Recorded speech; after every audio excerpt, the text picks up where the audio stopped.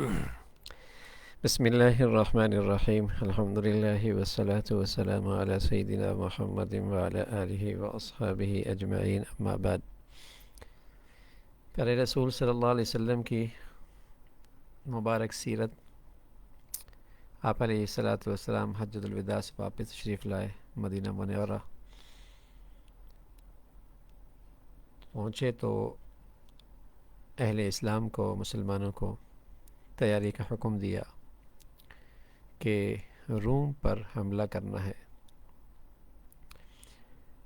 اور اس کے لیے لشکر کا امیر حضرت اسامہ ابن زید کا انتخاب ہوا۔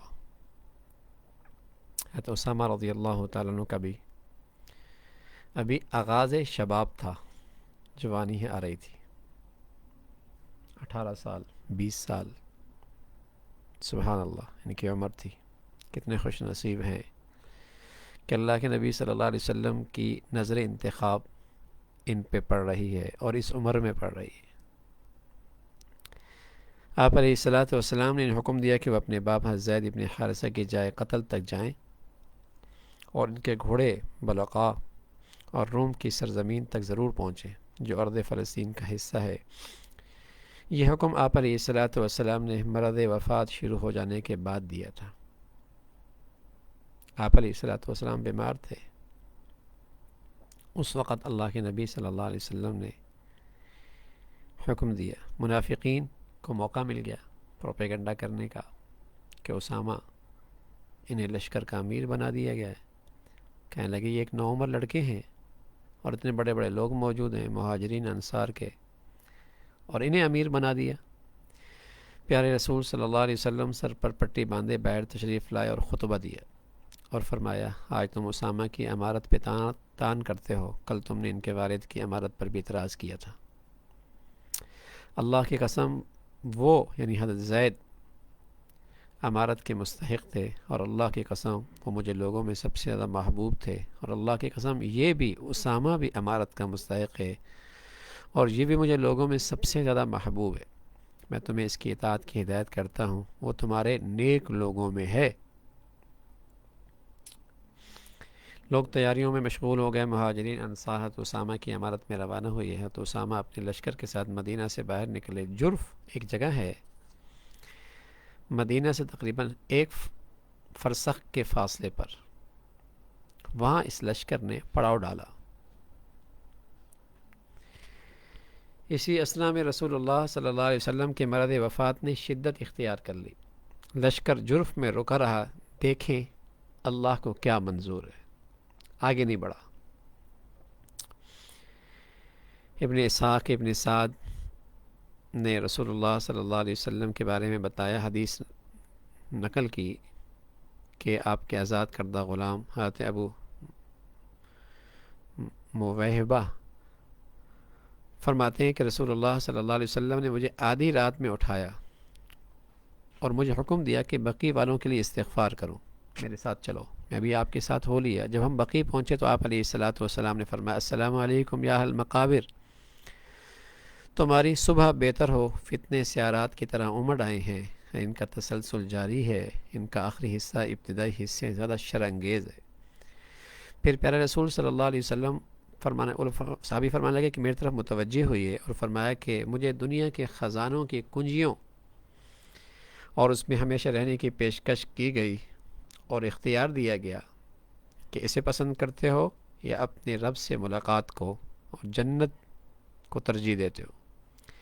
میں نے عرض کیا، میرے ماں باپ آپ پہ قربان، آپ دنیا کے خزانوں کی کنجیاں لے لیجئے۔ صحابی کہنے لگے کہ میں نے اللہ کے نبی صلی اللہ علیہ وسلم سے یہ کہا، اس پر ہمیشہ رہیے، آخر میں آپ کی جنت تو ہے ہی۔ آپ علیہ الصلاۃ والسلام نے فرمایا، نہیں، اللہ کی قسم میں نے اپنے رب سے ملاقات اور جنت کو ترجیح دی ہے۔ پھر آپ اہل بقیع کے لیے استغفار کر کے لوٹ آئے۔ اسی روز آپ کی علالت شروع ہو گئی۔ سب سے پہلے رسول اللہ صلی اللہ علیہ وسلم کے سر میں شدید درد ہوا۔ حضرت عائشہ فرماتی ہیں رضی اللہ تعالیٰ عنہا، جب رسول اللہ صلی اللہ علیہ وسلم بقیع سے واپس آئے تو مجھے اس حال میں پایا کہ میرے سر میں بھی شدید درد تھا۔ میں کہہ رہے تھے، ہائے میرا سر۔ پیارے رسول صلی اللہ علیہ وسلم فرمایا، نہیں عائشہ، اللہ کی قسم میرے سر میں شدید درد۔ پھر آپ کے سر کی تکلیف میں مزید اضافہ ہوا اور وقفے وقفے سے شدید بخار رہنے لگا۔ اس کا آغاز ماہ سفر کے اواخر سے شروع ہوا اور اس دوران حضرت عائشہ رضی اللہ تعالیٰ عنہ معوذات پڑھ کے دم کیا کرتی تھی۔ قل اعوذ برب الفلق، قل اعوذ برب الناس، یہ پڑھ کے دم کیا کرتی تھی۔ حضرت عروہ سے روایت ہے، حضرت عائشہ فرماتی ہیں کہ رسول اللہ صلی اللہ علیہ وسلم کی عادت شریفہ تھی، جب آپ پر کوئی مرض لائق ہوتا تو آپ اپنے اوپر یہ صورتیں پڑھ کے دم کیا کرتے تھے اور ہاتھ پھیر لیا کرتے تھے۔ جب آپ کا مرض وفات شروع ہوا تو میں نے آپ کے اوپر یہی صورتیں پڑھی اور دم کیا اور آپ کا ہاتھ پکڑ کر آپ کے بدن پہ پھیرتی تھی۔ جب حضرات ازواج مطہرات نے محسوس کیا کہ رسول اللہ صلی اللہ علیہ وسلم بیماری کا زمانہ حضرت عائشہ کے ہاں گزارنا چاہتے ہیں، آپ کی چاہت سے لگ رہا ہے، اور وہ یہ بھی جانتے تھے کہ اللہ کے نبی صلی اللہ علیہ وسلم کو حضرت عائشہ سے محبت ہے اور ان کے ہاں آپ کو رہنے میں زیادہ سکون ملے گا، تو سبھی نے بخوشی اجازت دے دی کہ آپ عائشہ کے گھر میں یہ دن گزار لیں رضی اللہ تعالیٰ عنہ۔ تو آپ حضرت فضل ابن عباس، حضرت علی ابن ابی طالب رضی اللہ تعالیٰ عنہ کا سہارا لے کر حضرت میمونہ کے گھر سے حضرت عائشہ رضی اللہ تعالیٰ عنہ کے گھر تشریف لے آئے۔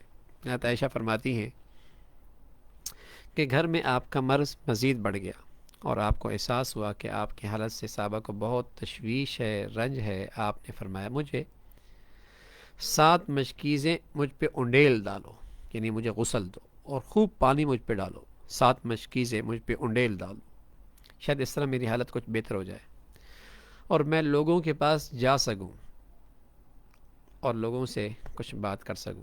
حضرت عائشہ فرماتی ہیں رضی اللہ تعالیٰ عنہ، ہم نے آپ کو ایک ٹپ میں بٹھا دیا، پھر ان مشکیزوں سے آپ کے اوپر پانی اونڈ لینے لگے اور اس وقت تک ڈالتے رہے جب تک کہ آپ نے خود منع نہیں فرمایا۔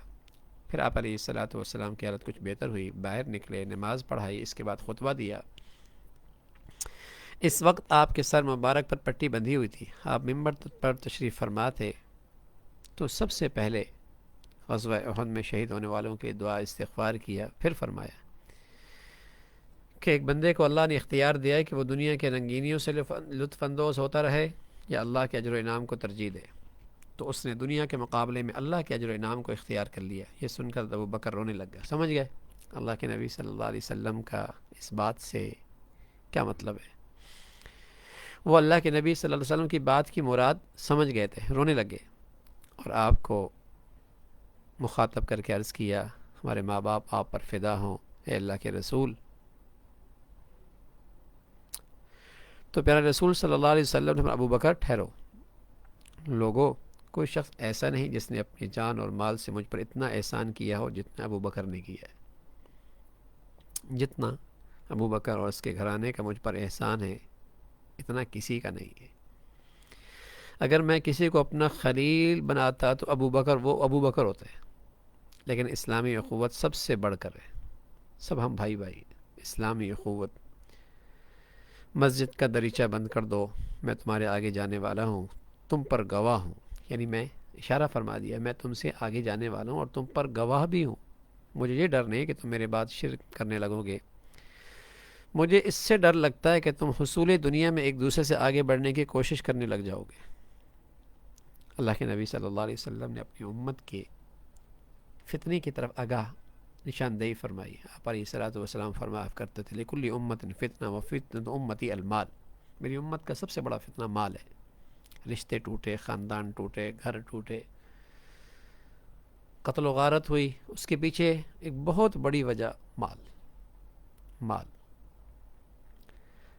معیشت، مال۔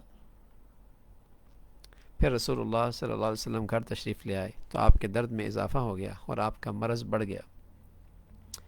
حضرت عائشہ فرماتی ہیں کہ رسول اللہ صلی اللہ علیہ وسلم نے اپنے مرض وفات میں ایک موقع پہ مجھ سے فرمایا کہ اپنے باپ ابو بکر اور اپنے بھائی کو بلاؤ تاکہ میں ایک تحریر لکھ دوں۔ مجھے اندیشہ ہے کہ بعد میں کوئی شخص امید نہ قائم کر لے اور یہ نہ کہنے لگے کہ خلافت کا سب سے زیادہ مستحق میں ہوں، حالانکہ اللہ اور اہل ایمان ابو بکر کے علاوہ کسی کے لیے راضی نہ ہوں گے۔ حضرت ابن عباس رضی اللہ عنہ فرماتے ہیں کہ جب رسول اللہ صلی اللہ علیہ وسلم نے کے مرض نے شدت اختیار کر لی اور آپ گھر میں موجود لوگوں سے فرمایا لاؤ میں تم لوگوں کے لیے ایک تحریر لکھ دوں تاکہ تم لوگ رائے حق سے نہ ہٹو، تو بعض لوگوں نے کہا رسول اللہ صلی اللہ علیہ وسلم پر تکلیف کا غلبہ ہے اس لیے ایسی بات فرما رہے ہیں۔ ہمارے پاس قرآن موجود ہے، ہماری رہنمائی کے لیے اللہ کی کتاب ہے، تو مختلف رائے ہوئی، کچھ آواز بلند ہونے لگی تو آپ نے فرمایا کہ بعض لوگ کہنے لگے کہ تحریر لکھوا لینی چاہیے، بعضوں نے یہ کہا کہ اللہ کی کتاب موجود ہے، تو رسول اللہ صلی اللہ علیہ وسلم نے فرمایا میرے پاس سے ذرا ہٹ جاؤ۔ آپ علیہ الصلاۃ والسلام کی نقات اتنی بڑھ گئی کہ نماز کے لیے مسجد میں جانا ممکن نہ رہا۔ آپ علیہ الصلاۃ والسلام نے فرمایا ابو بکر سے کہا وہ نماز پڑھائیں۔ حضرت عائشہ فرماتی ہیں رضی اللہ تعالیٰ عنہ کہ میں نے عرض کیا اللہ کے رسول ابو بکر بڑے رقیق القلب ہیں، نرم دل ہیں، وہ آپ کی جگہ کھڑے ہوں گے تو اپنے اوپر قابو نہ رکھ سکیں گے اور ان کی آواز مقتدیوں تک نہ پہنچ سکے گی۔ آپ علیہ الصلاۃ والسلام نے فرمایا تم عورتوں کی مثال عزیز مصر کی عورتوں کی سی ہے جنہوں نے یوسف علیہ الصلاۃ والسلام کے بارے میں طرح طرح کی باتیں بنائی تھیں، جاؤ ابو بکر سے کہو نماز پڑھائیں۔ اس کے بعد ابو بکر رضی اللہ تعالیٰ عنہ لوگوں کو نماز پڑھاتے رہے۔ ایک موقع پہ نبی علیہ الصلاۃ والسلام میں کچھ افاقہ ہوا اور طبیعت کچھ ہلکی ہوئی، آپ نے محسوس کیا تو آپ باہر تشریف لے آئے، دیکھا کہ حضرت ابو بکر رضی اللہ تعالیٰ عنہ نماز پڑھا رہے ہیں۔ حضرت ابو بکر نے آپ کی آہٹ محسوس کی تو پیچھے ہٹنے لگے، آپ نے اشارے سے فرمایا نہیں نہ ہٹیں۔ آپ علیہ الصلاۃ والسلام نے حضرت ابو بکر کے پہلو میں بیٹھ کر نماز ادا فرمائی اور حضرت ابو بکر رضی اللہ تعالیٰ عنہ کھڑے ہو کے نماز پڑھا رہے تھے۔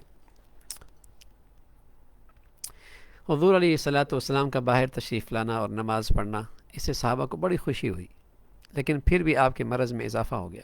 آپ علیہ الصلاۃ والسلام کی یہ آخری نماز تھی جو آپ نے مسجد میں ادا فرمائی تھی۔ عبداللہ ابن مسعود فرماتے ہیں رضی اللہ تعالیٰ عنہ میں رسول اللہ صلی اللہ علیہ وسلم کی خدمت میں حاضر ہوا اور اس وقت آپ کے جسم اطہر پر بخار میں تپ رہا تھا، شدید گرم تھا۔ میں نے اس ہاتھ سے چھوا، پھر عرض کیا یا رسول اللہ آپ کو تو بہت تیز بخار ہے۔ فرمایا مجھے اتنا بخار ہے جتنا تم لوگوں میں سے 2 آدمیوں کو ہوتا ہے۔ میں نے عرض کیا آپ کے لیے دگنا اجر بھی تو ہے۔ سبحان اللہ، رسول اللہ صلی اللہ علیہ وسلم کے پیاروں کے اللہ کے نبی نے کیسی تربیت کی تھی، کس موقع پہ کیا بات کرنی ہے کہ یا رسول اللہ اجر بھی تو دگنا ہے۔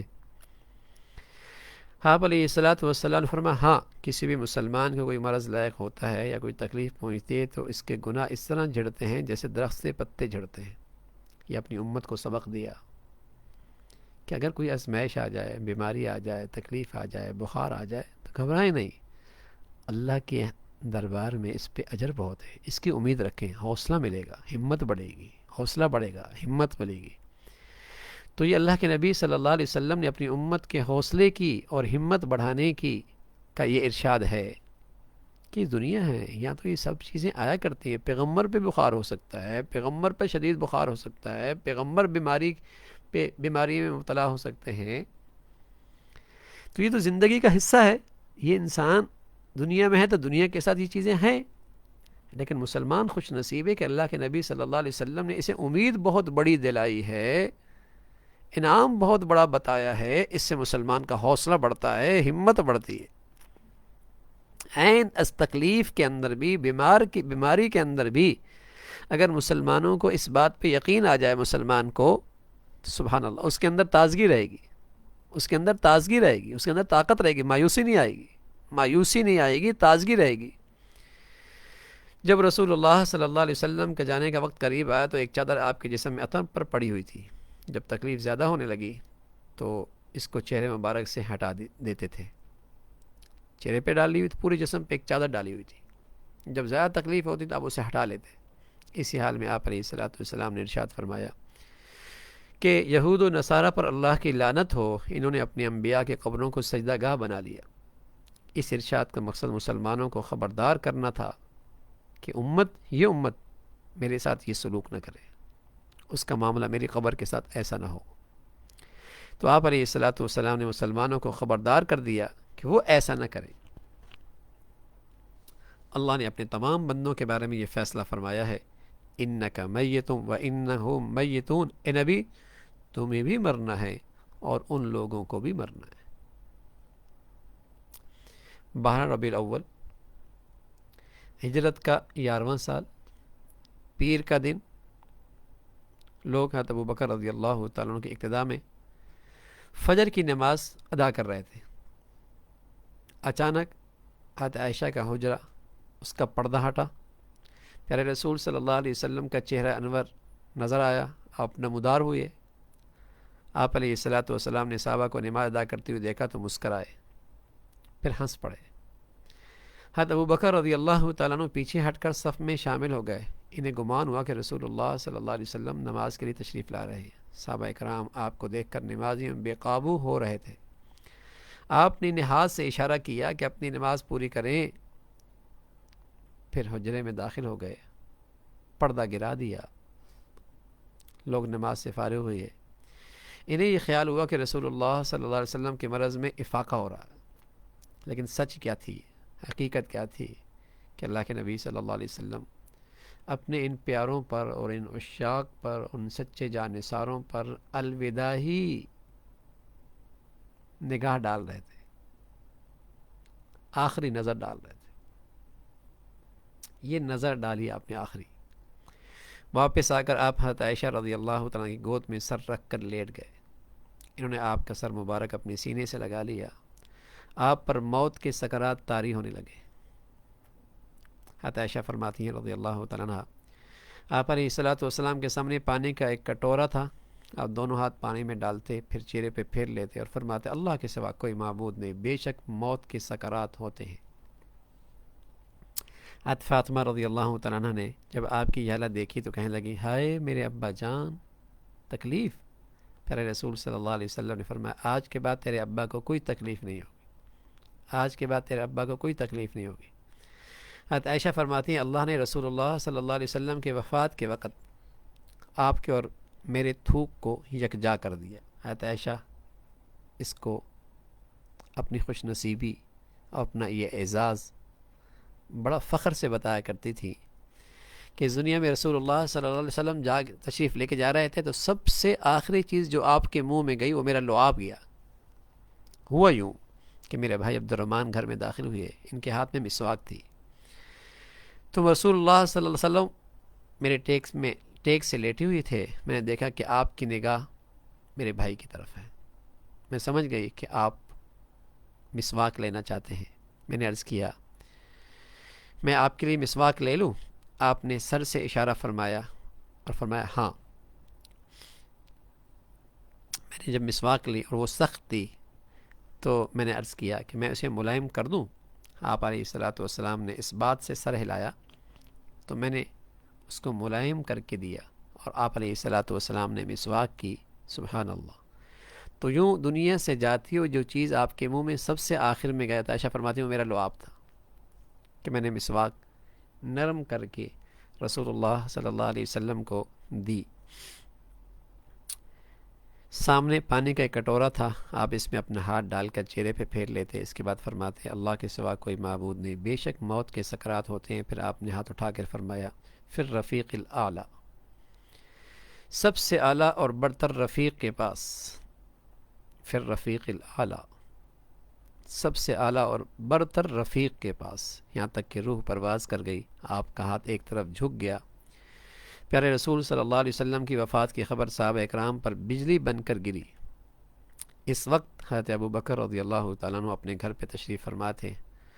حضور علیہ الصلوۃ والسلام کے مرض میں افاقہ دیکھ کر وہ وہاں سے چلے گئے تھے اور انہیں خبر ملی کہ گھوڑے پر سوار ہو کر فوراً پہنچے، سب سے پہلے مسجد نبوی گئے، لیکن وہاں کسی سے بات نہیں کی۔ پھر حجرہ عائشہ میں داخل ہوئے، دیکھا کہ جسم عطا پر ایک دھاری دار چادر ڈھکی ہوئی ہے، اسے سرکایا اور جھک کر روئے انور کا بوسہ لیا، پیارے رسول صلی اللہ علیہ وسلم کا چہرے کا بوسہ لیا اور رو پڑے، اور پھر کہا میرے ماں باپ آپ پر فدا، آپ پر دو موتیں اکٹھا نہیں، آپ پر اللہ دو موتیں اکٹھا نہیں کرے گا، جو موت آنی تھی وہ آ چکی۔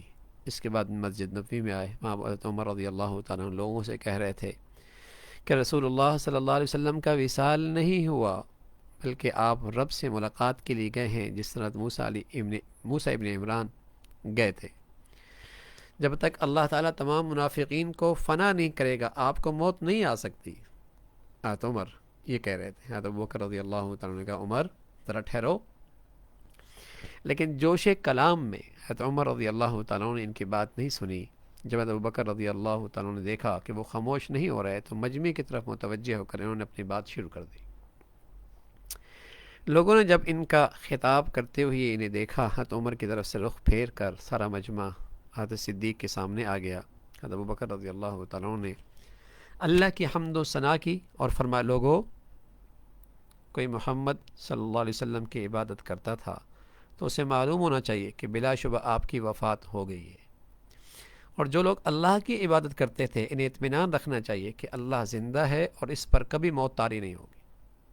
پھر انہوں نے یہ آیت تلاوت کی، وما محمد الا رسول قد خلت من قبلہ الرسل افإن مات او قتل انقلبتم علی اعقابکم۔ محمد صلی اللہ علیہ وسلم اس کے سوا کچھ نہیں کہ بس ایک رسول ہیں، ان سے پہلے اور رسول بھی گزر چکے ہیں، پھر کہ اگر وہ مر جائیں یا قتل کر دیا جائیں تم لوگ الٹے پاؤں پھر جاؤ گے۔ حضرت ابوبکر رضی اللہ تعالیٰ نے یہ آیت تلاوت فرمائی تو لوگوں کو ایسا محسوس ہوا گویا یہ آیت ابھی نازل ہوئی ہے۔ ہر شخص اس کی تلاوت کرنے لگا۔ حضرت عمر فرماتے ہیں رضی اللہ تعالیٰ عنہ، میں نے ابوبکر کو رضی اللہ تعالیٰ عنہ کو یہ آیت پڑھتے ہوئے سنا تو حیرت زدہ ہو کر بے ساختہ زمین پر گر پڑا۔ میرے پاؤں کی طاقت ختم ہو چکی تھی، مجھے یقین ہو گیا تھا کہ نبی علیہ الصلاۃ والسلام کا انتقال ہو گیا ہے۔ تمام اہل علم کا اتفاق ہے کہ رسول اللہ صلی اللہ علیہ وسلم کی وفات 63 سال کی عمر میں ہوئی۔ 63 سال کی عمر، 40 سال آپ نے بعثت سے پہلے گزارے، 13 سال مکہ میں دعوت اللہ کا فریضہ انجام دیتے رہے، اور 10 سال ہجرت کے بعد مدینہ میں گزارے، اور آپ کی وفات 11ویں سال کے اوائل میں ابتداء میں ہوئی۔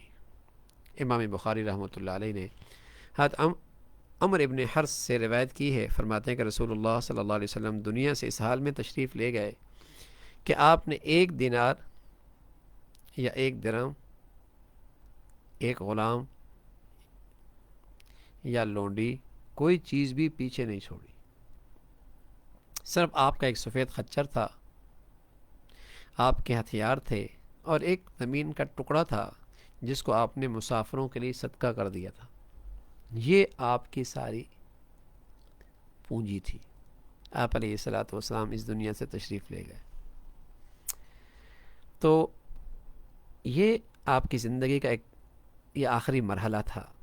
اس میں بہت ساری چیزیں ہمارے سامنے آتی ہیں اور بہت سارے نصائح ہیں کہ کائنات کی سب سے بڑی حقیقت ہمارے سامنے آتی ہے، کیا کہ ہر جاندار کو موت کا مزہ چکھنا ہے۔ کل نفس ذائقۃ الموت، یہ بات مطلق ہے، اس میں کوئی قید نہیں، اس میں عموم ہے، کوئی تخصیص نہیں، اس میں جامعیت ہے، پوری دنیا مل کر بھی اس کی حد بندی نہیں کر سکتی کہ اس نے مرنا ہے، اس نے نہیں مرنا، اس کی روح قبض ہوگی، اس کی روح قبض نہیں ہوگی۔ پوری دنیا بھی مل کر اس کی حد بندی نہیں کر سکتی۔ جدید علوم، عصری ترقی کے دعوے دار، فضا کو تسخیر کرنے والے آئیں نا، آئیں آگے بڑھیں، تمام وسائل اختیار کریں، تمام ذرائع کو کام میں لائیں، مصنوعی سیاروں خلائی گاڑیوں کو استعمال کریں، اور اپنی ذات سے موت کا تسلط ختم کر کے دکھائیں۔ یہ کائنات کی سب سے بڑی حقیقت ہے کہ ہر جاندار کو موت کا ذائقہ چکھنا ہے۔ کتنی ترقی کر لی دنیا نے، کتنے وسائل اور ذرائع کو اپنے قابو میں کر لیا، لیکن ہے کوئی ایسا جو اپنے سے موت کا تسلط ختم کر دے، جس کا خوف برابر ان پہ طاری رہتا ہے؟ اور اللہ کے اس چیلنج کو، ہر جاندار کو موت کا مزہ چکھنا ہے، جزوی طور پر ہی صحیح، کوئی توڑ کے دکھائے۔ اگر وہ ایسا کرنے میں کامیاب ہو جائیں تبھی انہیں زیب دے گا کہ اپنے لیے طاقت اور سرکشی اور غرور کا دعویٰ اور خدائی کا دعویٰ کریں. پھر ہاں خدائی کا دعویٰ کر سکتے کریں. پھر اگر اپنے اوپر سے موت کا تسلط ختم کر کے دکھائیں. ورنہ ان کے لیے مناسب یہ ہے ذہن اور دماغ کو فارغ کر کے ان قبروں کے بارے میں غور و فکر کریں جن میں انہیں جانا ہے. اس مٹی کے بارے میں سوچیں جو انہیں اپنے اندر سما لے گی، اور اس گرفت کا تصور کریں جس سے وہ بچ نہیں سکتے. اللہ رب العزت کے لیے آسان تھا کہ رسول اللہ صلی اللہ علیہ وسلم کا مقام موت اور اس کی وہ جو موت کی کیفیت ہے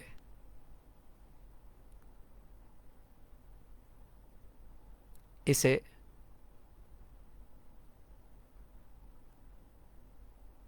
اللہ کی پردے میں رکھتے. لیکن من حکمت الہی یہ اس میں تھی کہ یہ ساری کیفیات امت کے سامنے آئیں، لوگوں کے سامنے آئیں، تاکہ اللہ کے توحید کا پیغام اور کھل کے سامنے آئے. ایک اللہ کی ذات ہے، ایک اللہ کی ذات سے جو ہمیشہ سے ہے اور ہمیشہ رہے گی. اور اس حقیقت کو اور واضح کیا کہ انک میت و انہم میت، اے نبی تمہیں بھی مرنا ہے اور لوگوں کو بھی مرنا ہے. وما جعلنا لبشر من قبلک الخلد افإن مت فهم الخالدون كل نفس ذائقة الموت ونبلوكم بالشر والخیر فتنہ وإلینا ترجعون. اے نبی ہمیشگی تو ہم نے تم سے پہلی بھی کسی انسان کے لیے نہیں رکھی ہے. اگر تم مر گئے کیا یہ لوگ ہمیشہ جیتے رہیں گے؟ ہر جاندار کو موت کا ذائقہ چکھنا ہے، اور ہم اچھے برے حالات میں ڈال کر تم سب کی آزمائش کریں گے، آخر تمہیں ہماری طرف پلٹنا ہے. تو سیرت نبوی کے اس آخری باب میں اور اس آخری حصے میں دو حقیقتیں سامنے آئیں، اور دونوں پر ایمان باللہ بلکہ حقیقت کائنات کی بنیاد ہے. ایک یہ کہ اللہ عز و جل کی وحدانیت کی حقیقت، اور باقی ساری انسانیت اس کے بندے، سب اس کے محتاج. دونوں چیزیں سامنے کھل کے آئیں. اور دوسرا اس میں یہ بات بھی نصیحت سامنے آئی کہ اسلام میں برتری کی بنیاد عمل صالح ہے. حضرت اسامہ کی سربراہی میں لشکر بھیجنے سے اشارہ ملتا ہے کہ اسلام کی نظر میں تمام انسان، ساری اسلامی برادری برابر ہے. اگر کسی کو برتری حاصل ہے تو صرف اعمال صالحہ کی بنیاد پر. حضرت اسامہ رضی اللہ تعالیٰ عنہ کے والد حضرت زید ابن حارثہ غلام تھے، اور ان کی حیثیت آزاد کردہ غلام کی تھی، اور ابھی وہ 18-20 سال کے نوجوان تھے. اس کے باوجود ان کی نوعمری اور قدیم غلامی اس بات میں رکاوٹ نہیں بنی کہ رسول اللہ صلی اللہ علیہ وسلم نے ایک عظیم اور ایک اہم غزوے کے لیے انہیں سپہ سالار بنا رہے ہیں، اور تمام صحابہ کو ان کی ماتحتی میں بھیج رہے ہیں. اس پر منافقین نے تعجب کا اظہار بھی کیا، ناگواری کا اظہار بھی کیا، پروپیگنڈا بھی کیا. لیکن اسلام آیا ہی اس لیے تاکہ وہ جاہلیت کے ان تمام پیمانوں کو چکنا چور کر دے جن کے ذریعے وہ ایک دوسرے پہ فخر کیا کرتے تھے. تو رسول اللہ صلی اللہ علیہ وسلم نے بتایا کہ یہ تم میں سے نیک لوگوں میں سے ہے. آپ علیہ الصلوۃ والسلام نے ان کی قیادت میں لشکر روانہ فرما دیا.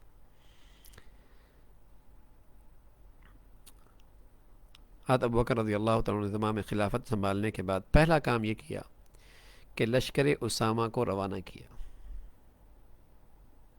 یہ آپ کے وصال تک وہیں رکے ہوئے تھے، اور پھر آپ علیہ الصلوۃ والسلام کو چونکہ خلافت ابوبکر کی تھی اور خلیفہ بنے، تو سب سے پہلا کام یہ کیا کہ حضرت اسامہ کا لشکر روانہ فرمایا، اور اس لشکر کے ساتھ خود دور تک تشریف لے گئے. حضرت اسامہ سواری پہ تھے، حضرت ابوبکر پیدل چل رہے تھے. حضرت اسامہ نے عرض کیا، اے خلیفہ رسول آپ بھی سوار ہو جائیے، میں اتر جاؤں.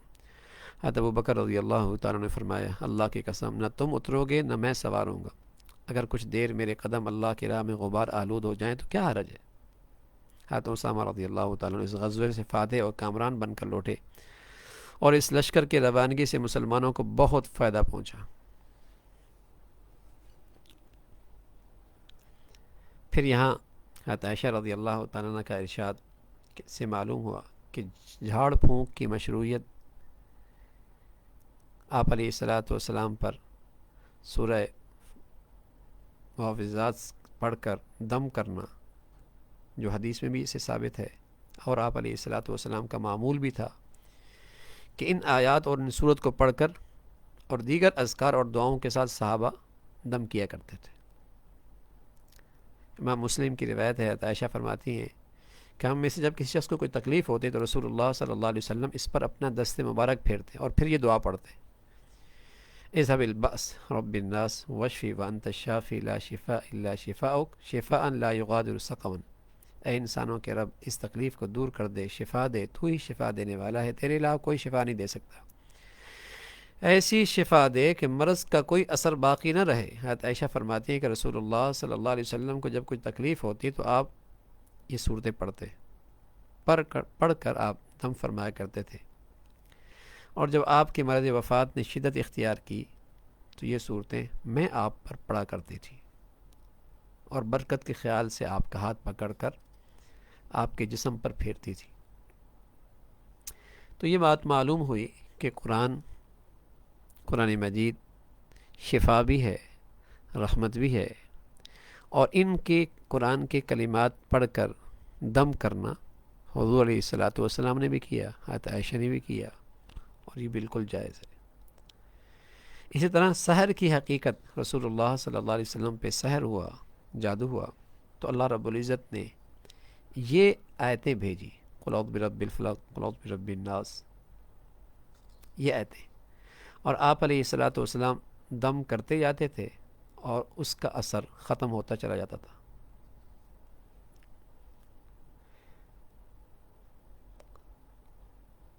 بخاری اور مسلم کی روایت ہے، عائشہ فرماتی ہیں کہ بنی زریق کے ایک شخص نے، جس کا نام لبید بن عاصم تھا، رسول اللہ صلی اللہ علیہ وسلم پر جادو کیا تھا۔ اس کا اثر آپ پر یہ ہوا، کسی کام کے متعلق خیال کرتے کہ وہ کر لیا ہے حالانکہ نہیں کیا ہوتا۔ پھر ایک جو روز آپ میرے ہاں آتے، آپ علیہ الصلاۃ والسلام نے بار بار اللہ سے دعا مانگی، پھر فرمایا عائشہ، میں نے اپنے رب سے جو بات پوچھی تھی وہ اس نے مجھے بتا دی۔ دو آدمی یعنی دو فرشتے آدمیوں کی صورت میں میرے پاس آئے، ایک سرانے کی طرف تھا، دوسرا پاؤں کی طرف تھا۔ ایک نے دوسرے سے پوچھا انہیں کیا ہوا؟ دوسرے نے جواب دیا کہ اس پہ جادو ہوا ہے۔ تو اس نے پوچھا کس نے کیا؟ جواب ملا لبید بن عاصم نے یہودی تھا۔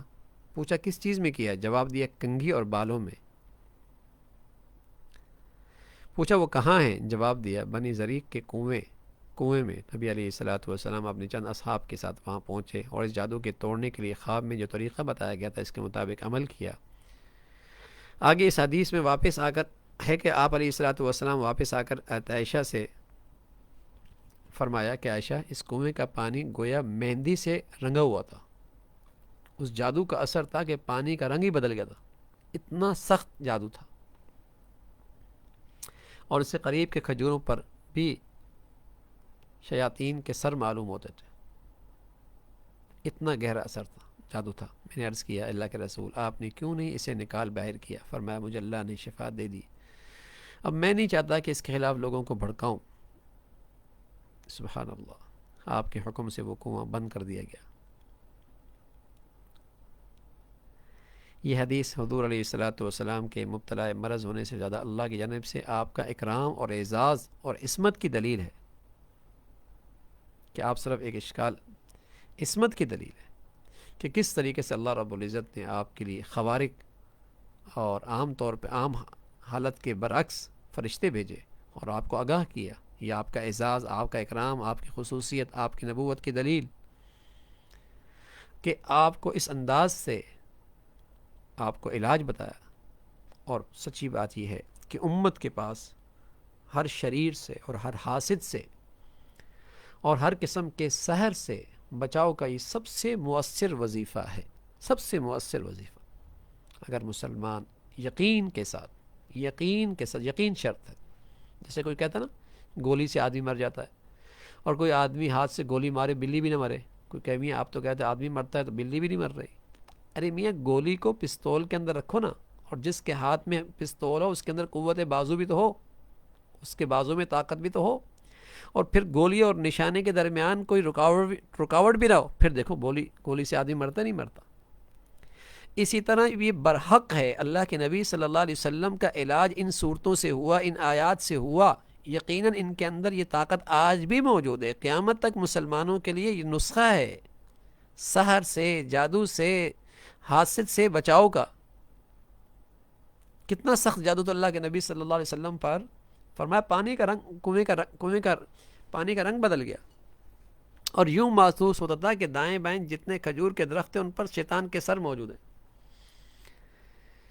لیکن آپ علیہ الصلوۃ والسلام کو اللہ نے شفا دے دی، کیونکہ یقین تھا کہ اللہ نے کہا ان آیات میں شفا ہے، تو ان کی تاثیر آج بھی موجود ہے۔ لیکن اللہ کرے مجھے یقین نصیب ہو نا، یقین نصیب ہو۔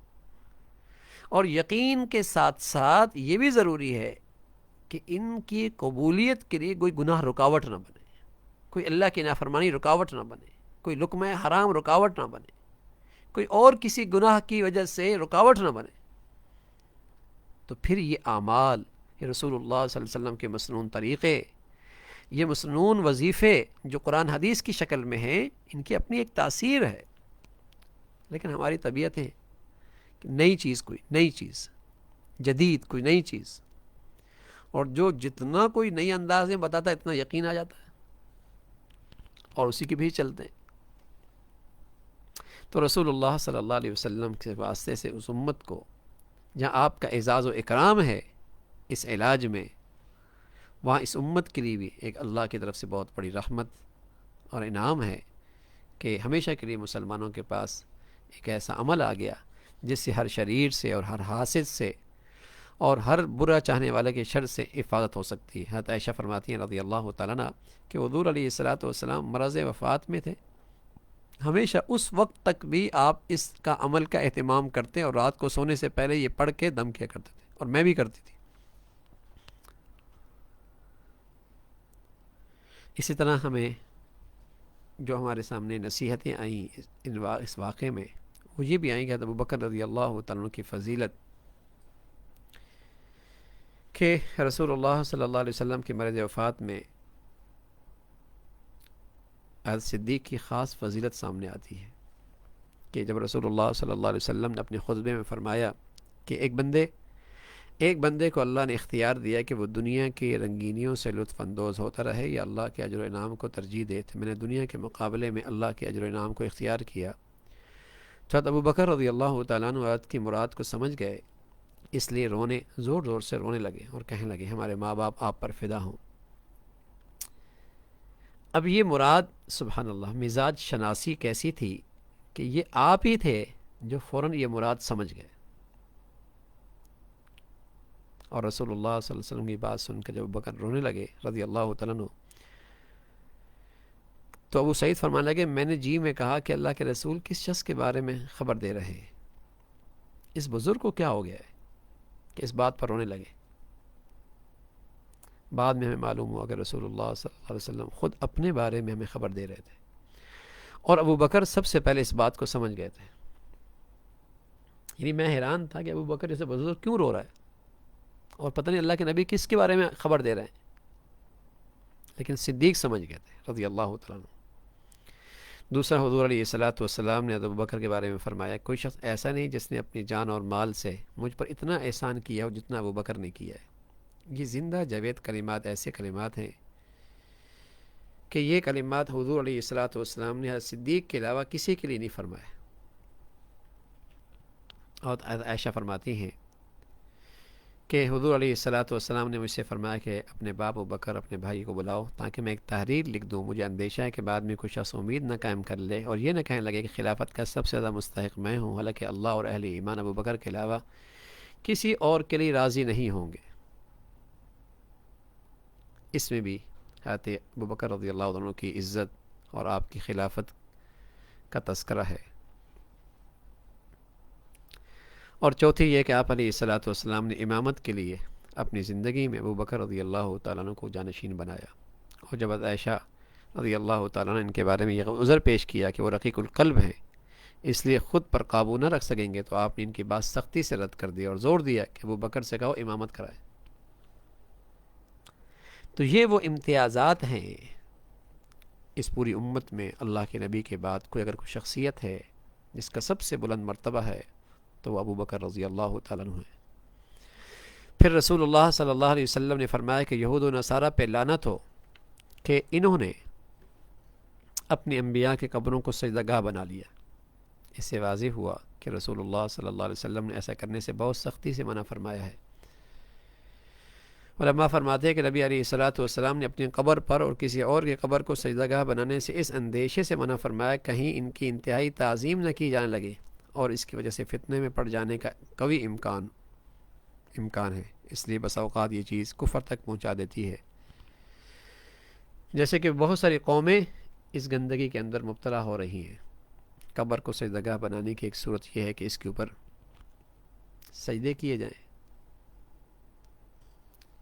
اور قبر کے پاس نماز پڑھنا بھی درست نہیں ہے۔